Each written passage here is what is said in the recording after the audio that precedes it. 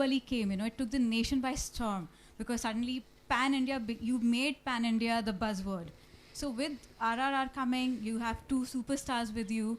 Is there more pressure for the superstars as well, and for you two to kind of now reach out to a much wider audience? And did that play on your mind that the cinematic sensibilities of the North audience versus the South audience, is it different, or how was it for you? Uh, Sensibilities will be different between not just between South and North. The sensibilities between Tamil and Telugu will be different. In Telugu, the sensibilities between Telangana and Andhra will be different.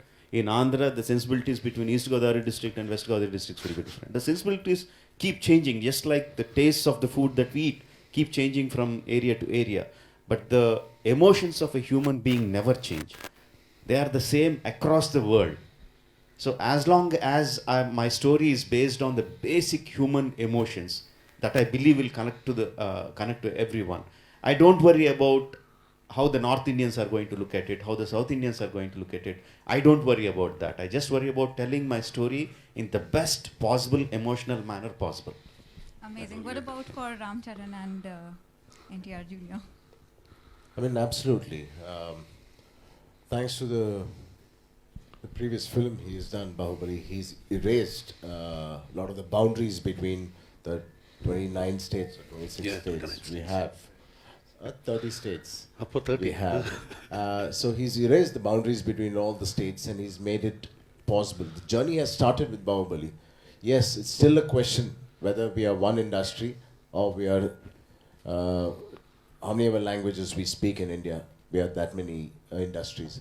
But today I feel he started a journey, not only with RRR and Bahubali, he's also started an initiative himself, which I feel nobody in India, no director in India has started this thought in any of the press, or any of our minds, or any of the press's minds, to say, please call us an Indian film industry. Wow. And it is started with RRR. I'm very proud. Absolutely. And in Dubai, we are even luckier. They have done the movie in Dolby Vision. And here, we have theatres equipped for that. Thanks to Mr. Ahmed Gulshan here as well. We have great theatres here. I don't think in India, we don't have a Dolby Vision theatre yet, right? No, we don't. I think we're going to come back to India, so come back to Dubai. Oh, okay. Dubai to watch. See, we have them here to watch. Good evening, sir. Could we have your opinion as well on this? About the same question. Yes. Well, I mean, Is the mic working? Can I? see, when you have a director like Rajamouli, I always say this, you just need to do your job as an actor. Your job is not sitting down here and concentrating on how the market is expanding in India, or what's happening in different states or different languages, or how the sensibilities of the audiences are, because he's the storyteller.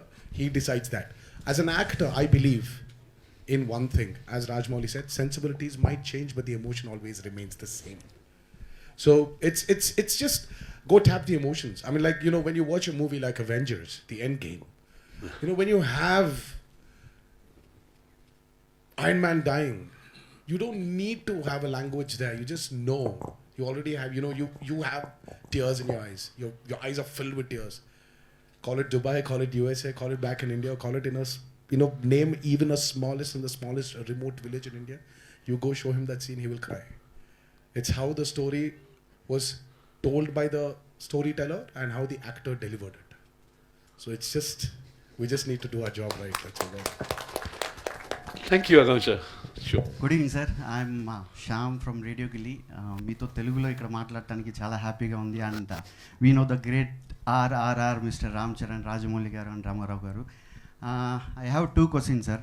One is మీ ఇద్దరికి ఒకే question. Just now Rajamouli garu చెప్పారు same on March 14th first మీ press మీట్లో చెప్పిన అదే story, how the fiction is happened అని.